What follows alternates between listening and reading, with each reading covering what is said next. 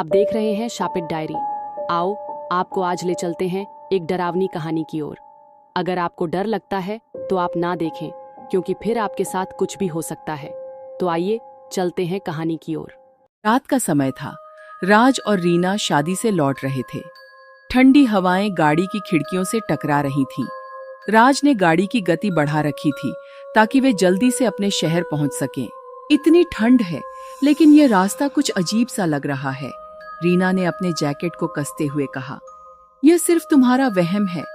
जल्दी घर पहुंचने के लिए यह सबसे छोटा रास्ता है। राज ने मुस्कुराते हुए जवाब दिया। सड़क सुनसान थी। दोनों को थोड़ी बेचैनी महसूस हो रही थी, लेकिन उन्होंने इसे नजरअंदाज किया। अचानक गाड़ी की हेडलाइट्स में एक आकृति दिखी। वह सफेद साड़ी पहने एक औरत थी जो सड़क के बीचों बीच खड़ी थी। राज, ब्रेक लगाओ, रीना चिल्लाई।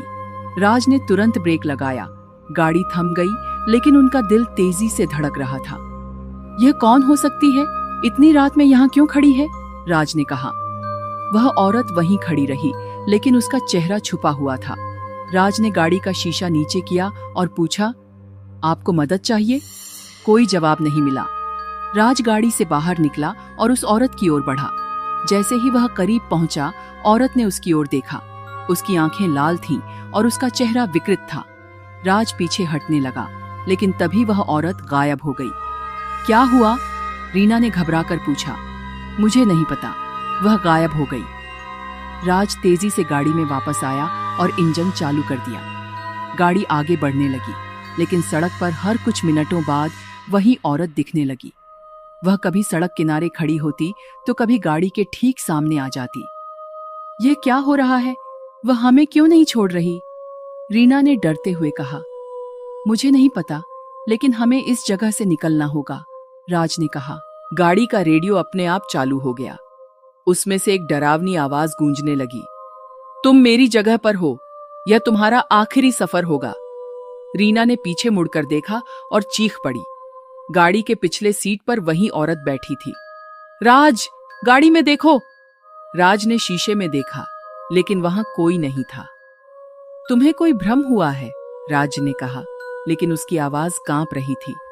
रीना को लग रहा था कि वह कोई साया देख रही है, लेकिन राज उसे नजरअंदाज कर रहा था। सड़क बार बार दोहराई जा रही थी। राज और रीना को ऐसा लग रहा था कि वे चक्कर लगा रहे हैं। हम फंस गए हैं, राज ने कहा। यह सब उस औरत की वजह से हो रहा है, रीना ने डरते हुए कहा। गाड़ी अचानक बंद हो गई। चारों ओर सन्नाटा छा गया। दोनों गाड़ी से बाहर निकले और सड़क किनारे लगे बोर्ड को पढ़ने लगे। उन्होंने वहां महिला और उसकी बच्ची की तस्वीर देखी। यह वही औरत है, रीना ने कहा। हमें पता लगाना होगा कि यहाँ क्या हुआ था, राज ने कहा। सड़क के पास एक झोपड़ी थी। राज और रीना ने वहां जाने का फैसला किया। झोपड़ी के अंदर एक बूढ़ा आदमी बैठा था। उसने राज और रीना को देखकर कहा, तुम लोग यहाँ क्यों आए हो? ये जगह श्रापित है। राज ने उससे उस औरत के बारे में पूछा। बूढ़े आदमी ने कहा, वह औरत और उसकी बच्ची एक हादसे का शिकार हुई थीं। एक गाड़ी ने उन्हें कुचल दिया था और उनकी आत्मा अब यहाँ फंसी हुई है। बूढ़े आदमी ने बताया कि उस औरत की आत्मा बदला चाहती है। अगर तुम उसे न्याय दिला सको तो वह तुम्हें छोड़ देगी, वरना तुम भी इस जगह कैद हो जाओगे। राज और रीना ने उसकी बातों को गंभीरता से लिया। राज और रीना झोपड़ी से बाहर निकले और गाड़ी की ओर बढ़े। चारों ओर सन्नाटा था, लेकिन हवा भारी लग रही थी। जैसे ही उन्होंने गाड़ी में कदम रखा, उनके चारों तरफ एक भयावह हंसी गूंज उठी। तुम यहां से बचकर नहीं जा सकते। गाड़ी के शीशों पर खून के हाथों के निशान उभरने लगे। रेडियो फिर से चालू हो गया और उसमें वही डरावनी आवाज गूंजने लगी। तुम मेरे बिना नहीं जा सकते, मुझे न्याय दिलाओ, वरना यह रास्ता तुम्हारा आखिरी रास्ता होगा। राज और रीना बुरी तरह कांप गए। रीना ने रोते हुए कहा, हमें कुछ करना होगा, वरना यह आत्मा हमें खत्म कर देगी। राज ने झोपड़ी के बूढ़े आदमी की बात को याद करते हुए कहा, हमें उसकी कहानी पूरी तरह समझनी होगी, शायद तभी हम उसे न्याय दिला पाएंगे। उन्होंने तय किया कि वे झोपड़ी के पीछे मौजूद पुराने कागजात और रिकॉर्ड्स को खंगालेंगे। जब वे झोपड़ी के अंदर वापस गए तो वहां एक पुरानी किताब पड़ी हुई थी, उसमें उस औरत और उसकी बेटी की मौत का पूरा विवरण लिखा हुआ था। शांभवी और उसकी बेटी आर्या की 15 साल पहले एक तेज रफ्तार कार ने हत्या कर दी थी। उनकी आत्मा इस सड़क पर फंस गई है। राज ने पढ़ते हुए कहा, यह हादसा जानबूझकर किया गया था। ड्राइवर ने उन्हें कुचलने के बाद भागने की कोशिश की थी। राज और रीना ने उस हादसे की जांच करने का फैसला किया। वे अगले दिन पुलिस स्टेशन गए और पूरी घटना की जानकारी दी। यह मामला पुराना है, लेकिन हम इसे फिर से खोल सकते हैं, इंस्पेक्टर मल्होत्रा ने कहा। पुलिस ने उस इलाके में पुराने गवाहों से पूछताछ शुरू की। धीरे धीरे मामले के कई नए सबूत सामने आने लगे। हालांकि आत्मा अभी भी शांत नहीं थी। रात में राज और रीना को बार बार डरावने सपने आते। रीना ने एक रात चीखते हुए उठकर कहा, वह मुझसे कह रही है कि हम जल्दी करें, उसे और इंतजार नहीं हो रहा। राज ने सोचा कि वह झूठ नहीं बोल सकती। उन्होंने अपनी जांच में और तेजी लाने का फैसला किया। एक रात जब राज और रीना पुलिस स्टेशन से लौट रहे थे तो उनकी गाड़ी अचानक बंद हो गई। चारों तरफ गहरा अंधेरा था। तभी उनकी गाड़ी के शीशे पर खून टपकने लगा। रीना ने डरते हुए कहा, यह वही औरत है, वह यहाँ है। गाड़ी के अंदर वही हंसी गूंज उठी। राज ने इंजन चालू करने की कोशिश की, लेकिन वह स्टार्ट नहीं हुआ। तभी गाड़ी के अंदर कुछ ठंडा महसूस हुआ, जैसे कोई उनके बीच में आकर बैठ गया हो। राज ने झोपड़ी में मिली किताब के निर्देश याद किए।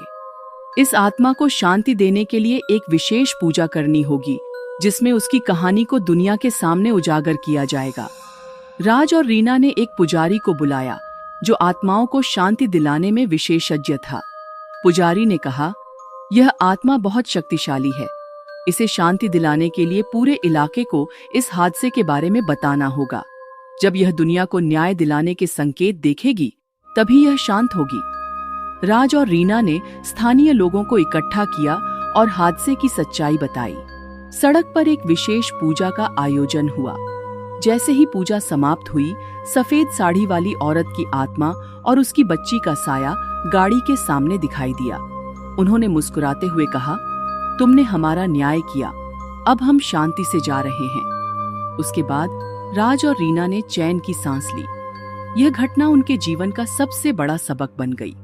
उन्होंने सीखा कि कभी कभी पुरानी जगहों का इतिहास अनजाने में हमारे जीवन को बदल सकता है। राज और रीना ने सोचा कि पूजा के बाद सब कुछ ठीक हो जाएगा, लेकिन उन्हें जल्द ही एहसास हुआ कि मामला अभी खत्म नहीं हुआ था। रात में जब वे सोने गए तो रीना ने अपने कमरे में खिड़की के बाहर वही सफेद साड़ी वाली औरत को खड़ा देखा। राज, उठो, वह फिर से आ गई है, रीना ने चीखते हुए कहा। राज ने खिड़की के बाहर देखा, लेकिन वहां कुछ भी नहीं था।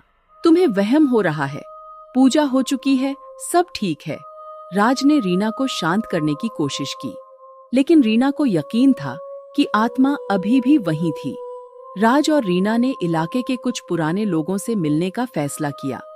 वे एक बुजुर्ग महिला सावित्री के पास गए, जो वर्षों से उस इलाके में रह रही थी। तुम लोग उस श्रापित जगह पर गए थे? यह मत समझो कि पूजा से सब ठीक हो गया। उस आत्मा को न्याय चाहिए था, लेकिन तुम्हारी पूजा ने उसकी पीड़ा को और बढ़ा दिया है, सावित्री ने कहा। मतलब? रीना ने चौंक कर पूछा। सावित्री ने समझाया, उस आत्मा की बेटी का हत्यारा अभी भी आजाद घूम रहा है। जब तक उसे सजा नहीं मिलेगी, वह आत्मा शांत नहीं होगी। राज ने पुलिस स्टेशन जाकर पुराने रिकॉर्ड्स को खंगालने का फैसला किया। यहाँ एक संदिग्ध का नाम है, विनोद मेहरा। वह उस समय इस इलाके में रहता था, लेकिन कभी गिरफ्तार नहीं हुआ, इंस्पेक्टर मल्होत्रा ने कहा। राज और रीना ने उस व्यक्ति का पता लगाने की कोशिश की। उन्हें पता चला कि विनोद अब एक बड़े व्यापारी के रूप में दूसरी जगह रह रहा है। हमें उसे पकड़वाना होगा, राज ने दृढ़ता से कहा। विनोद तक पहुंचने से पहले ही राज और रीना पर आत्मा का प्रकोप और बढ़ गया। गाड़ी की हेडलाइट्स अपने आप बंद हो जाती, रेडियो पर अस्पष्ट आवाजें गूंजने लगती। एक रात रीना ने अपने कमरे में दीवार पर खून से लिखे शब्द देखे, जल्दी करो वरना तुम भी नहीं बचोगे। राज और रीना आखिरकार विनोद मेहरा तक पहुंचे। हम जानते हैं कि तुमने क्या किया, राज ने गुस्से में कहा। तुम कौन हो और किसकी बात कर रहे हो? विनोद ने घबराते हुए पूछा। राज ने उसे बताया कि शांभवी और उसकी बेटी की आत्मा आज भी भटक रही है। अगर तुमने अपने अपराध कबूल नहीं किए तो तुम भी सुरक्षित नहीं रहोगे, राज ने चेतावनी दी। विनोद ने आखिरकार अपने अपराध को स्वीकार कर लिया। पुलिस ने उसे गिरफ्तार कर लिया और कोर्ट में उसके खिलाफ मामला दर्ज किया। शांभवी की आत्मा को न्याय मिलने की प्रक्रिया शुरू हुई। एक रात राज और रीना ने सपना देखा। सफेद साड़ी वाली औरत और उसकी बेटी उनके सामने खड़ी थीं। तुमने हमें न्याय दिलाया, अब हम शांति से जा रहे हैं। उनकी आत्मा धीरे धीरे हवा में विलीन हो गई। उस घटना के बाद राज और रीना ने अपने जीवन को पूरी तरह बदल दिया। उन्होंने जरूरतमंदों की मदद करने और समाज के लिए काम करने का संकल्प लिया।